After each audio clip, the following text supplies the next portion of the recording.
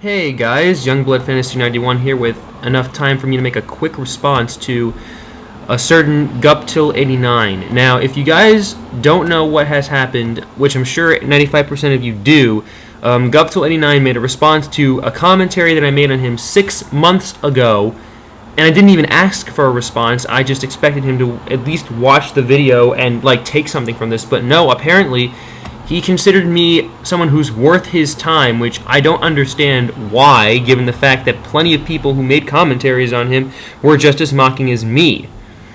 Maybe it's because I use less swear words, because maybe I could amp up the swear words and make him lose his trust in me.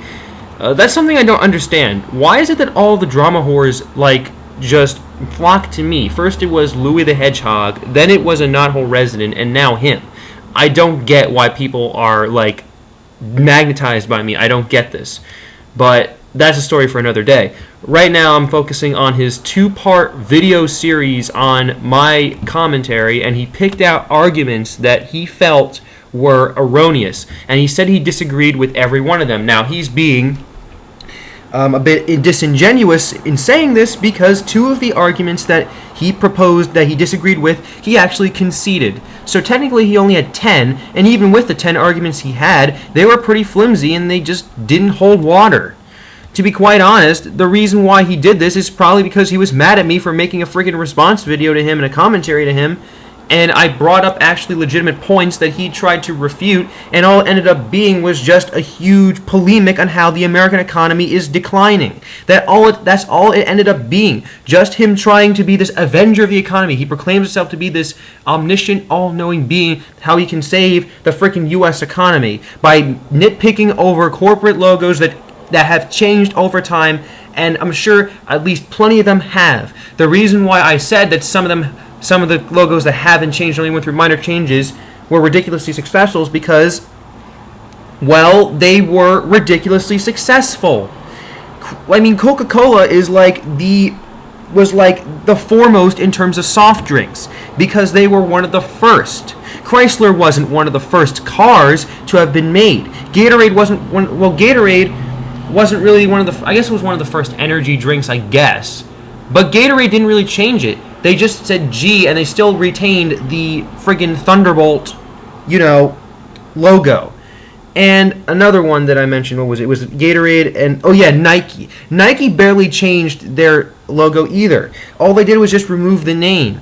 And look, it's just a swoosh logo. It's really not that hard to pick out the swoosh logo, and the examples that you presented were all completely different entities altogether. The Brooks logo looks like a deformed version of it, and there's actually, it's not even tapered on each end. There's a spherical end on one side of it.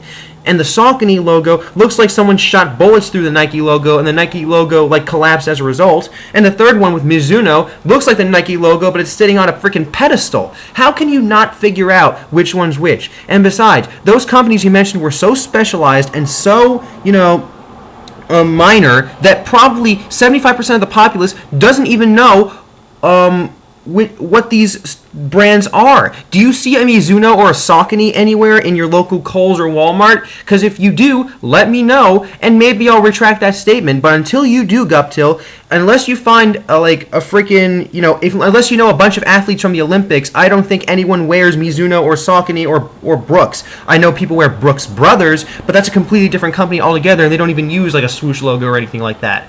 But see, here's the thing, Guptill. Trying to, be this all-knowing douchebaggy, trying to see if you can prove everyone wrong and I'm always right, that mentality will get you a lot of criticism on YouTube, especially when it comes to things like this and trying to single me out as someone who's worth your time.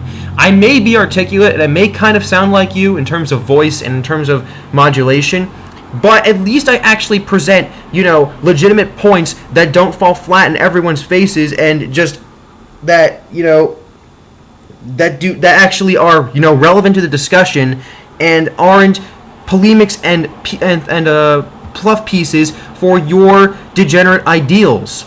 I mean, come on, the economy may be in the tank, but I don't think the economy's in the tank because of logos. It's in the tank because of subprime mortgaging. There is a complete difference between the two. I guess you're probably going to say next that because Fannie Mae changed their logo, everyone lost real estate, and thus the whole economy collapsed, and that's why freaking Lehman Brothers fell over. Is that what you're going to tell me, Guptill? Is that what you're going to tell me? I mean, you know what? The whole example, when you talked about the houses being moved for a CVS pharmacy, that's capitalism in action. Capitalism, a central point in capitalism is competition. And the CVS and the Rite Aid were competing for business. And that's why you see so many McDonald's and Starbucks everywhere, because of capitalism and of competition and trying to wrangle the people in. So if you don't understand that, my friend, you don't have any right to talk about the American economy, the stability of the economy, and where it's going. For all I know, you could be a Keynesian, and I despise people who are Keynesian because of the whole sharing the wealth bull crap and the fact that without World War II, we would have been in the tank. Keynesian economics doesn't work. So really, that's all I have to say for now. Prepare for a major response, Guptill, when I get the time, because really, what you just did was pretty weak. That's all I have to say. This is Youngblood Fantasy 91, and ladies and gentlemen, I'll see you all on the brighter later.